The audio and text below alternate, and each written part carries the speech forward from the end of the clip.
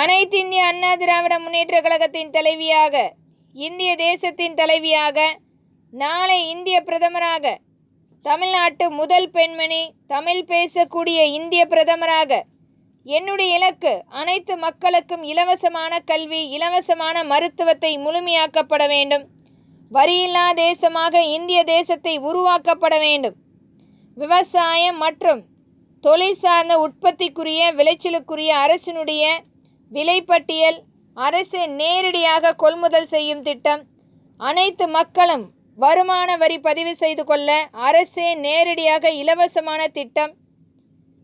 நம்மளுடைய இந்திய தேசம் முழுமையாக இன்றைக்கு இறக்குமதிக்கு மட்டுமே மத்திய அரசும் மாநில அரசும் பங்களிப்பு கொடுத்து கொண்டிருக்கிறது.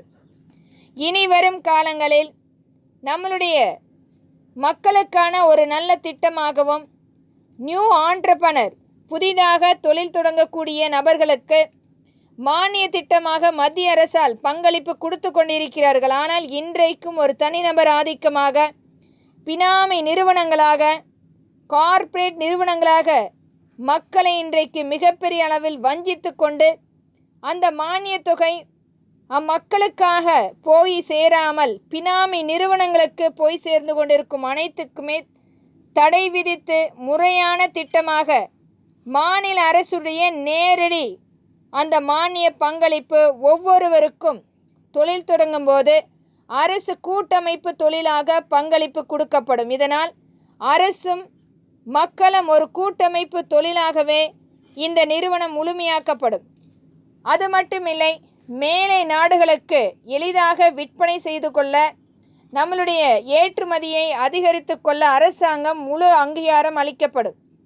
மக்களுடைய அந்த மானிய திட்டம் முழுமையாக இன்றைக்கும் அனைத்து மக்களுக்கும் போய் சேராமல் இருப்பதால் இந்த அரசும் மற்றும் மக்களும் கூட்டமைப்பு தொழிலால் ஏற்படுத்தக்கூடிய இந்த கூட்டமைப்பு தொழில் மற்றும் கூட்டமைப்பு விவசாயம், கூட்டமைப்பு கால்நடை போன்ற எண்ணற்ற அனைத்துமே முறைப்படுத்தும் சட்டமாக நம்மளுடைய பாதுகாப்பாளர் சட்டத்தின் கீழ் மேலை நாடுகளுக்கு எளிதாக வர்த்தகத்தை கொண்டு போய் சேர்க்கும் திட்டமாகவும் இந்த சட்டம் அமலாக்கம் செய்யப்படும்.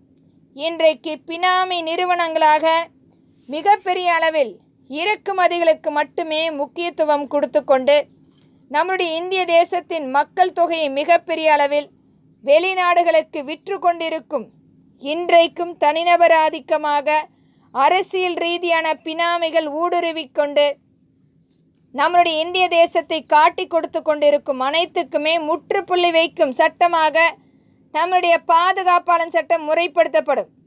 இன்றைக்கு நம்மளுடைய முகவரி மற்றும் தொலைபேசி மேலை நாடுகளுக்கு விற்று கொண்டிருக்கிறார்கள். அவர்கள் கையில் இன்றைக்கு புத்தகமாக நம்முடைய அனைத்து அட்டவணையும் அவர்கள் கையில் இன்றைக்கு முறைப்படுத்தும் மிகப்பெரிய அளவில் ஆளுமை சக்தியாக நாம் அடிமைப்பட்டு கொண்டிருக்கிறோம்.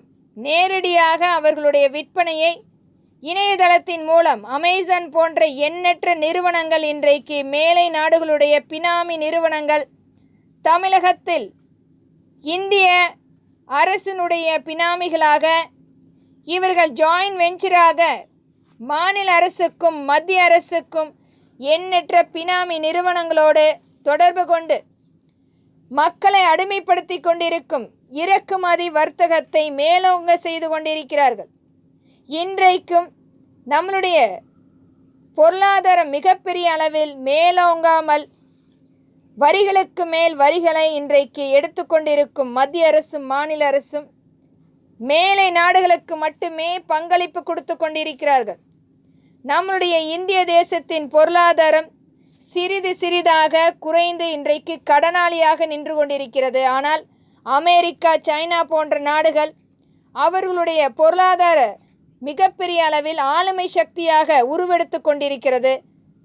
அதற்கும் இன்றைக்கு நம்மளுடைய இன்றைய பினாமிகளாக, அரசியல் பினாமிகளாக, கார்ப்பரேட் நிறுவனங்களாக விவசாய மக்களிடத்தில் இருக்கும் நிலத்தை இன்றைக்கு மிகப்பெரிய ஆளுமை சக்தியாக கையில் எடுத்துக்கொண்டு அந்த நிலத்தை அபகரித்து வியாபாரமாக்கி மேலை நாடுகளுக்கு விற்று கொண்டிருக்கிறார்கள்.